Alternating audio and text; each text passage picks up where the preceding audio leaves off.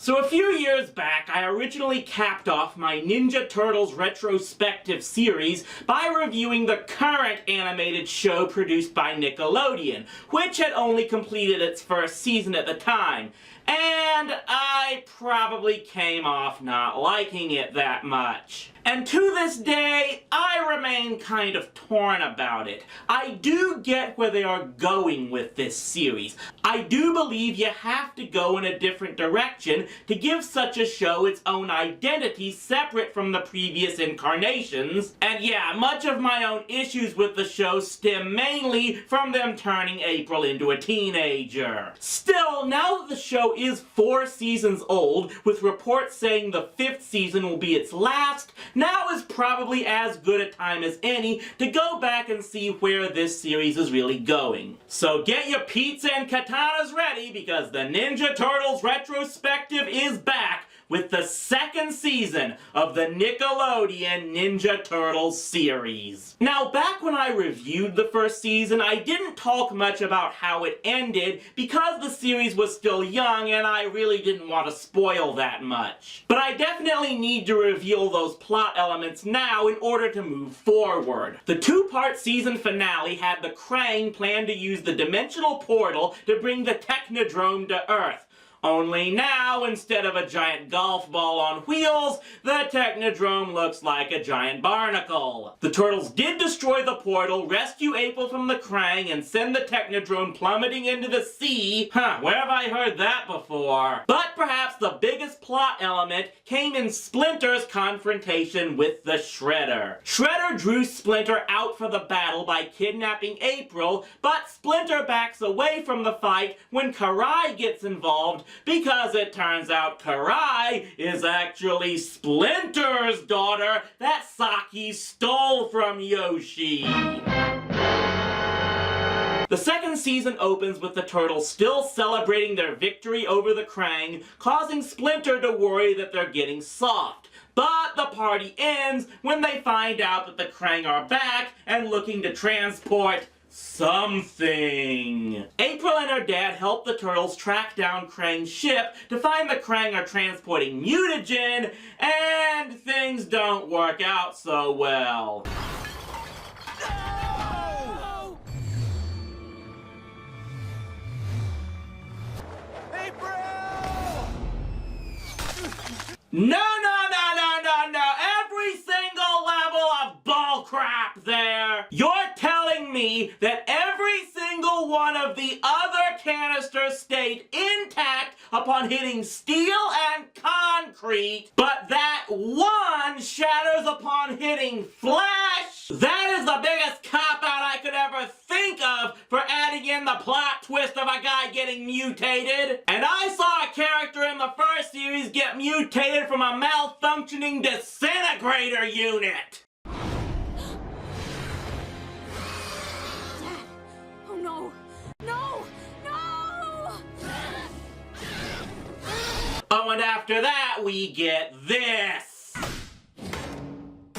Butt cannons? It has butt cannons? Biodroid, engage.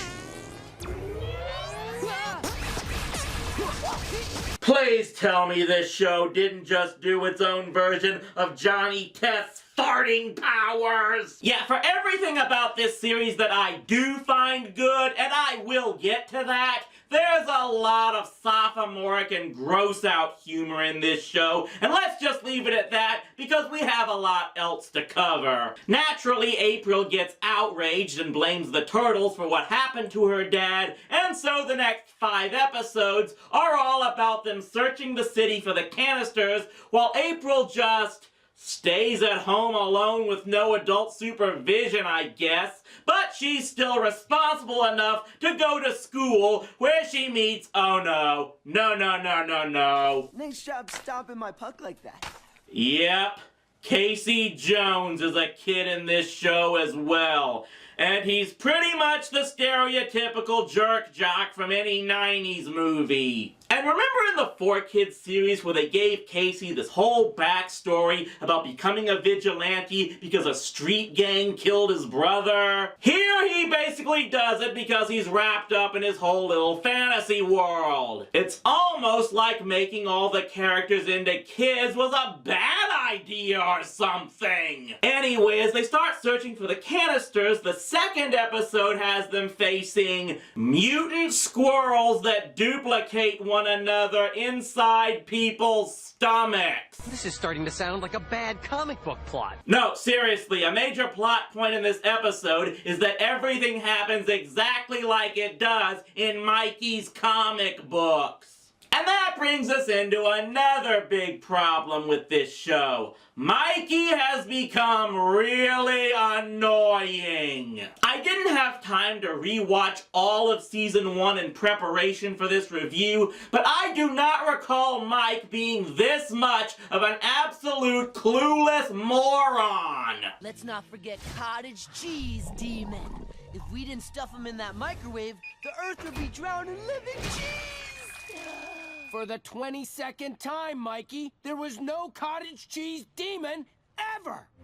Did you see him? Yes, Michelangelo has always been the goofball of the group, but there is a difference between being goofy and acting like you have no connection to reality whatsoever.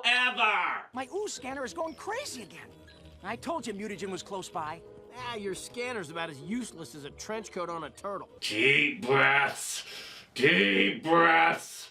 Deep breaths. I don't know why they would just throw in a lame insult like that, when to be honest, this show does seem to be making actual decent homages to the original cartoon. So yes, I do think it is a nice touch that in this season, not only does the Shredder begin using robot foot ninjas, including foot super soldiers like the ones that were in the Archie comics, but they brought back Metalhead, who was introduced in season 1, along with their own version of Slash, who here was Raph's pet that got mutated. They also did their own version of the one-off character Mutagen Man, but in this one, well, remember that fanboy that called himself the Pulverizer back in season 1? One thing I glossed over in the last review was that he got mutated and has since been kept in a huge jar in Don's lab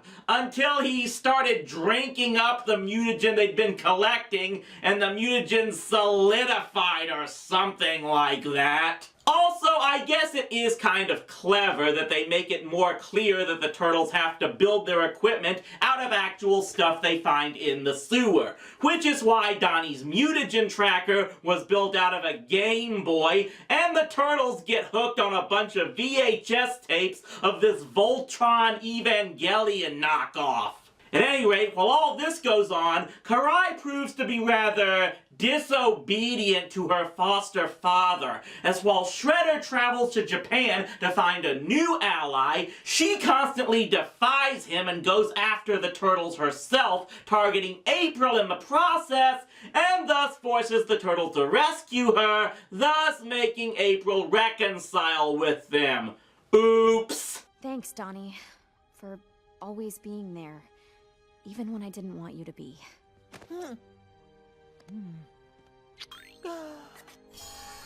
So awesome. I love being a turtle!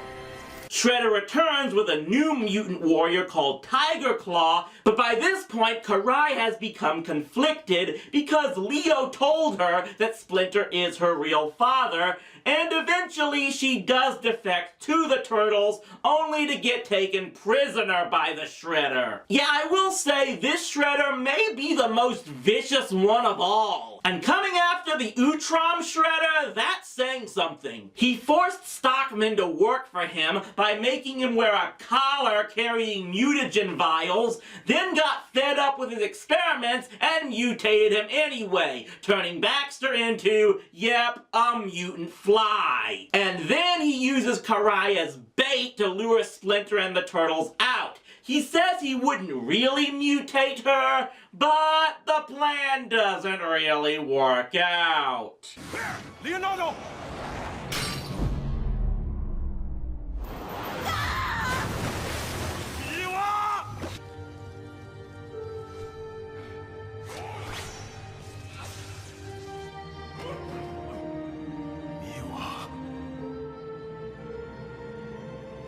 Child.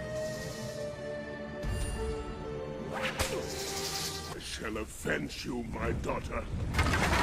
All that goes on while the turtles are trying to uncover the Krang's latest plot. In the Krang conspiracy, they meet an occult investigator named Kurtzman, who dresses like he's a reporter from the 50s, who tells them the Krang's plan has been going on for centuries, that they began the evolution of humans just to create the perfect one whose DNA would allow them to perfect their mutagen. And that perfect human is, guess who? That's me. Your mother was taken by the Krang before you were born. Then she was experimented on. My mom? That's why you're so special, April. Your cellular makeup is actually a morphogenetic blend of human and Krang DNA. Wait, are you saying... You're not entirely human, April. So yeah, not only is April the one essential to the mutagen, but this also means that she's immune to it. Jeez, Joss Whedon isn't this blatant at declaring a chosen one. Retro mutagen, you guys! The key to turning Mr. O'Neill human again. All right! Yes! Woohoo! Kirby's back! Dad! I can't believe it! I missed you so much! April? In the Manhattan Project, they discover the Krang have created portable portal generators, which takes them to a nexus of several dimensional portals, including one where they look into... It's us! Why do we look like dorks? Deep breaths! Deep breaths! Is that supposed to be April? Nice jumpsuit. You already called dibs on Teenage April, Donnie. This one's mine! And it's also here they find out the primary ingredient for the mutagen is the milk of giant space slugs. That makes sense. Why won't you work? Ha! I did it!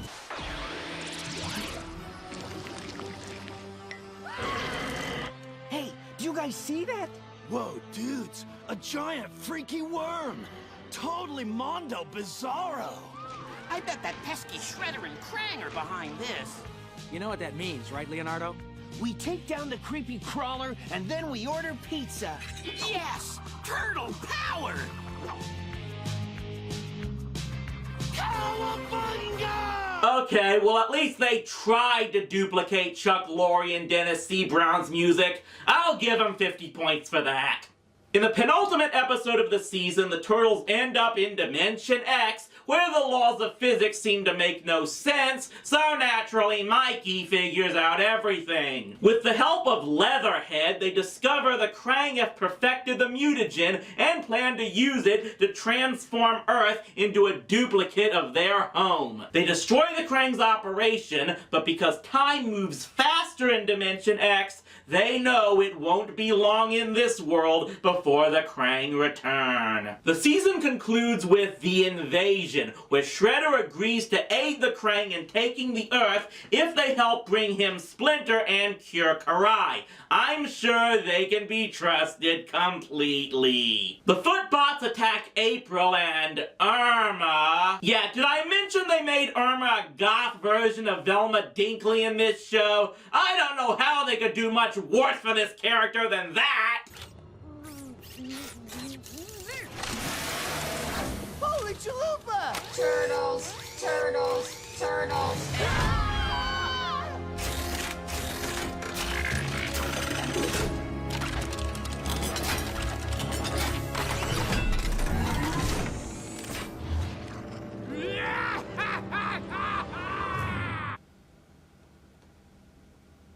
This is so messed up! My best friend for the do that. And yeah, this one Krang is voiced by Gilbert Gottfried because why not? What the heck is that? It's my old party wagon. From back in my hipster days. Groovy. Ah!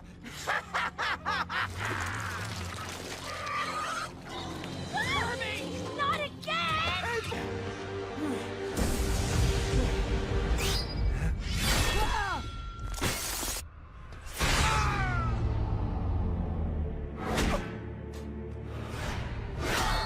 Sensei! No, no, no! Don't do it! Splinter! Master Splinter!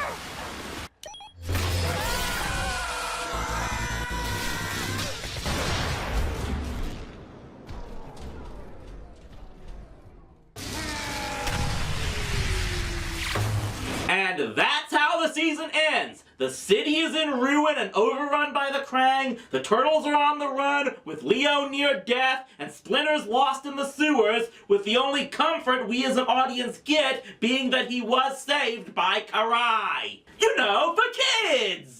Okay, I am impressed that Nickelodeon, a network that has been savaged for airing the likes of Sanjay and Craig, Breadwinners, and Modern SpongeBob, would produce a show that actually has deep story arcs like this. And the way they reshaped some of the characters is pretty cool, mainly the villains and other antagonists. I just still don't care for what they did to quite a few of the heroes in this show, and that ending to the season was just a beat down. Yeah, the 4Kids series had seasons that ended on cliffhangers, but they were never this bittersweet. I guess it is a step forward that the writers think their audience can handle such issues, and if this series is building a fan base, good for them. It's just not personally endearing to me. Though I have been hearing from people that the 3rd season and beyond are supposedly going to pick things up a lot better. So I guess the best thing I can do is stay the course with this one, and eventually we will come back and see what happens in the 3rd season.